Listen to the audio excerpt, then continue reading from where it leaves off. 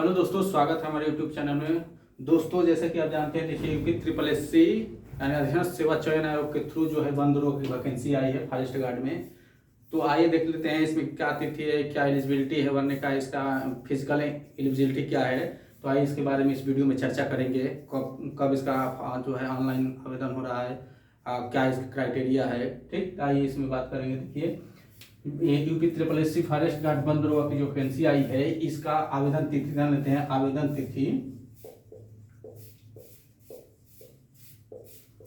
तिथि है दोस्तों, ये 17 अक्टूबर से शुरू होगा। 17 अक्टूबर से इसका आवेदन तिथि प्रारंभ होगा। और इसकी अंतिम तिथि जो है, अंतिम तिथि यह आपका 6 नवंबर तक चलेगा। 6 नवंबर तक ऑनलाइन आप कर सकते हैं। ठीक, और इसमें करेक्शन का भी ऑप्शन दिया है इसमें बंदरोगा में कि आप करेक्शन अगर आप ऑनलाइन करते समय आपका कोई मिस्टेक हो जाता है, नाम पिता का नाम कुछ भी, तो करेक्शन का भी दिया है ऑप्शन। तो इसमें करेक्शन का जो हमारा है डेट करेक्शन, तो करेक्शन का दिया है दोस्तों, ये 13 तक दिया है। 13 ऐसे कुछ है, 13 तक, 13/11/2022 तक जो है इसे करेक्शन के लिए आपको ऑप्शन दिया है। ठीक है, अब इसमें दोस्तों आइए देख लेते हैं इसका शुल्क कितना है और वैकेंसी के बारे में देख लेते हैं इसकी वैकेंसी कितनी है। तो इसका शुल्क है दोस्तों, चाहे युवा अनरिजर्व कैटेगरी हो, ओबीसी हो या एससी हो, एसटी हो, सबके लिए दोस्तों ये केवल 25 रुपया का जो है आप क्या आवेदन शुल्क मांगा है, 25 रुपया। ठीक, अब यहाँ पे 25 रुपया केवल आवेदन शुल्क मांगा। अब इसकी वैकेंसी की बात करें कि वैकेंसी कितनी है, तो यहाँ पे वैकेंसी दोस्तों देखिए, वैकेंसी डिटेल्स, वैकेंसी डिटेल, यहाँ पे टोटल 701 सीट है। अब इसको कैटेगरी वाइज टोटल यहाँ पे वैकेंसी की संख्या जो है 701 वैकेंसी है। अब इसको जो है कैटेगरी वाइज डिवाइड करेंगे तो अनरिजर्व कैटेगरी के लिए हम कैटेगरी वाइज अभी आपको बता दे रहे हैं।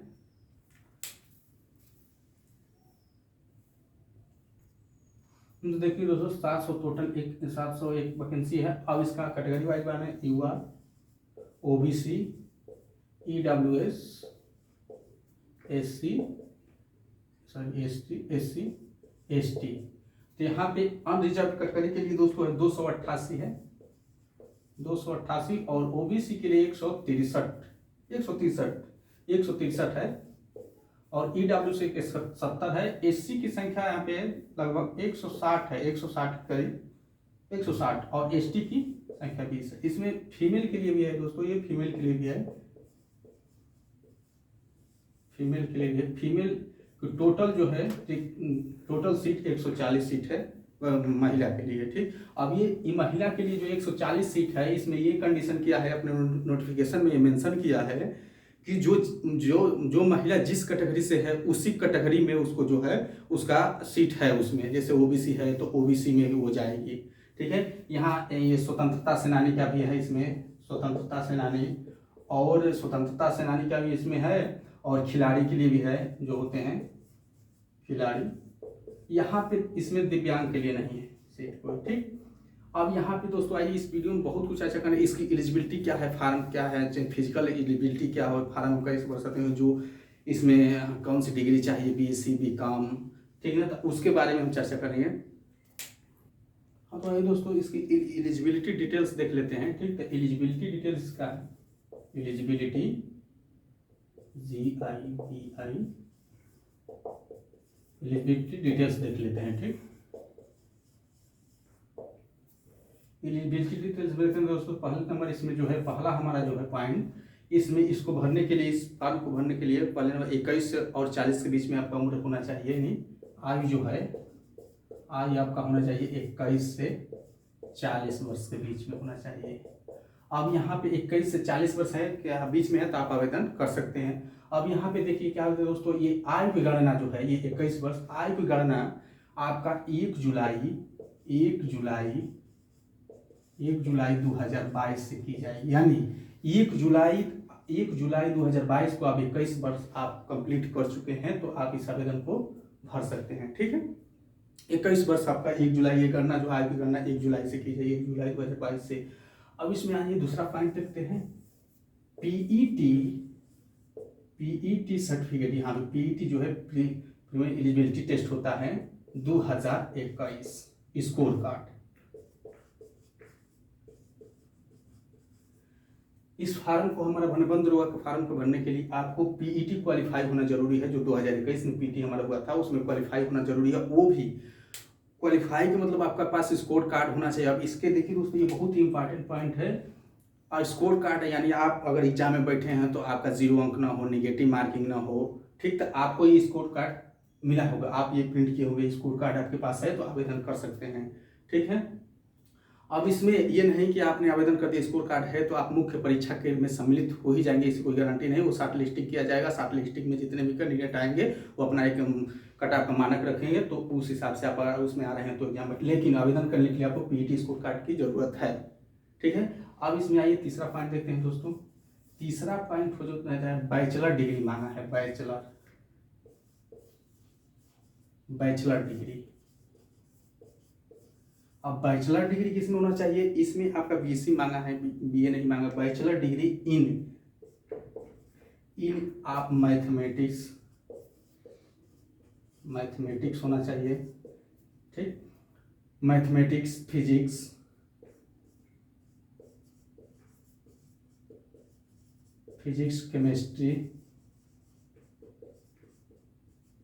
केमिस्ट्री और बॉटनी, जूलॉजी, ठीक। और भी ऐसे बहुत हैं सब्जेक्ट, जैसे बीएससी में आता है, जैसे एनवायरनमेंट इन साइंस हो गया, ठीक। तो अब यहाँ पे क्या कंडीशन अप्लाई कर दिया है कि आपके पास बैचलर डिग्री तो होना चाहिए, लेकिन अब बीएससी किए हैं वो भी आपका जो है कम से कम 2 सब्जेक्ट से हो जाए, या तो फिजिक्स केमिस्ट्री से आप बीएससी को, या फिर मैथ फिजिक्स के 2 मिनिमम सब्जेक्ट से आप जो है बैचलर डिग्री लिए हो, या फिर अधिक से, तो आप आप जो है फॉर्म को अप्लाई कर सकते हैं। या फिर जो है इंजीनियरिंग किए हों, ठीक है, इंजीनियरिंग का ऑप्शन भी है, इंजीनियरिंग किए हों तो आप आवेदन कर सकते हैं, ठीक। ये है, ये आपका एलिजिबिलिटी, तब आप आवेदन करेंगे।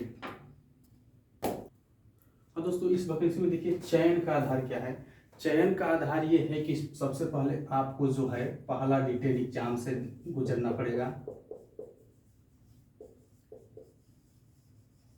अब ये रिटेन एग्जाम कैसे होगा, जो आपका पीईटी स्कोर कार्ड है उसके आधार पे जो है आपको कैंडिडेटों को शॉर्ट लिस्टिंग किया जाएगा। वो शॉर्ट लिस्टिंग कैसे किया जाएगा आइए देखते हैं। देखिए आपकी ये 701 जो वैकेंसी है, इसका जो है इसका 15 गुना कैंडिडेटों को जो है शॉर्ट लिस्टिंग किया जाएगा। 15 से गुना का 15 जो भी आ रहा है, इसका टोटल वैकेंसी का 15 गुना कैंडिडेट को जो है स्कोर कार्ड के आधार पे जो है शॉर्ट लिस्टिंग किया जाएगा, तो वो मेंस एग्जाम में बैठेंगे। ये हमारा मेंस एग्जाम होगा, ठीक। हमने हमारा प्री एग्जाम जो है पीईटी स्कोर कार्ड के थ्रू हो चुका है, तो होगा 15 गुना अभ्यर्थियों को शॉर्ट लिस्टिंग करके रिटेन एग्जाम के लिए बुलाया जाएगा, ठीक। अब यहाँ पे रिटेन एग्जाम हो जाएगा, जो क्वालिफाई करेंगे वहाँ माना रखेंगे। अब देखिए दूसरा इसमें पॉइंट है दोस्तों, यहाँ पे आपका फिजिकल एलिजिबिलिटी देख लेते हैं। फिजिकल एलिजिबिलिटी क्या है, तो आप जब फिजिकल एलिजिबिलिटी में चलेंगे तो यहाँ पे 25 किलोमीटर है।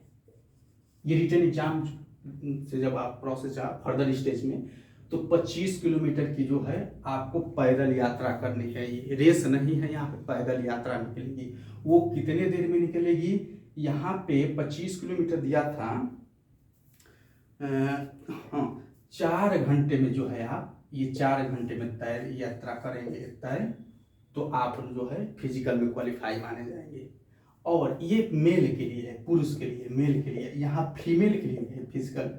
यहाँ जो है 14 किलोमीटर जो है 4 घंटे में आपको पैदल यात्रा महिला को भी करनी पड़ेगी, तब जाके आप फिजिकल के लिए क्वालिफाई माने जाएंगे, ठीक। अब आइए दोस्तों यहाँ पे वो देखिए सीना जो है, चेस्ट भी मांगा है। तो यहाँ पे देखिए चेस्ट जो है मेल और फीमेल दोनों का यहाँ पे चेस्ट जो है मेंशन किया है अपने नोटिफिकेशन में कि मेल का कितना चाहिए, फीमेल का कितना चाहिए, दोनों का किया है।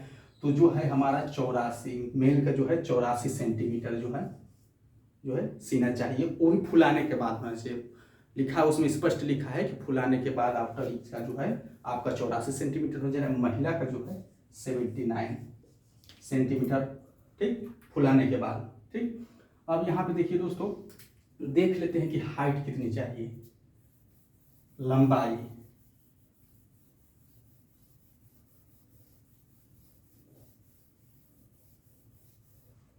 तो लंबाई देखिए, मेल के लिए लंबाई और फीमेल के लिए, मेल के लिए यहाँ पे लंबाई है 163 सेंटीमीटर।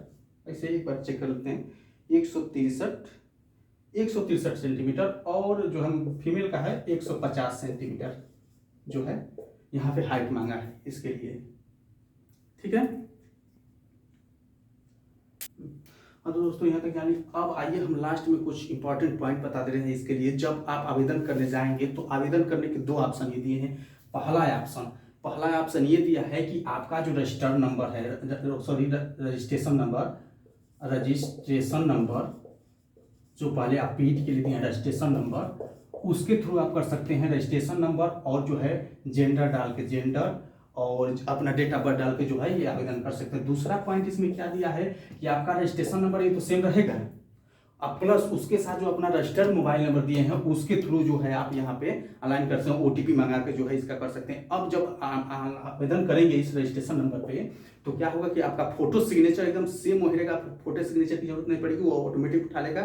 ठीक, अब दूसरा पॉइंट, जैसे ही आप जो है फॉर्म सबमिट करते हैं तो क्या करेंगे, इसको नोट कर लीजिएगा, जब भी जैसे फॉर्म सबमिट करते हैं तो आप उसका तुरंत प्रिंट आउट निकाल लीजिएगा, क्योंकि प्रिंट आउट जो है आप जिस समय डॉक्यूमेंट वेरिफिकेशन के लिए जाएंगे उस समय आपको वहाँ ले जाना मस्ट है, यानी अनिवार्य है, कंपलसरी है। इसलिए अपने पास उसको बड़े सजा के रखिए, ठीक है, क्योंकि उस समय जरूरत पड़ेगी। हम सब स्टेज क्रॉस कर लेंगे, पता चला कि उसके लिए हम रिटर्न आ गए तो हम बहुत उस समय कष्ट होगा, दुख होगा, तो इस समय रखिएगा। ठीक, अब तीसरा पॉइंट तो दोस्तों हम देखते EWS के लिए, EWS या फिर जितने भी अनरिजर्व कैटेगरी के हैं, रिजर्व कैटेगरी के हैं, OBC है, EWS जो भी हो, तो खासतौर से हम EWS की बात कर रहे हैं, लेकिन OBC लिए भी सबके लिए है। तो या जो हमारा EWS प्रमाण पत्र होता है या OBC प्रमाण पत्र होता है, तो जो इसमें नोटिफिकेशन साफ स्पष्ट शब्दों में लिखा है कि जो हमारा EWS प्रमाण पत्र है वो आवेदन की अंतिम तिथि बोले तो 6/11/2022 तक वो हमारा निर्गत होना चाहिए। इसके बाद अगर आप निर्गत करके ले जाते हैं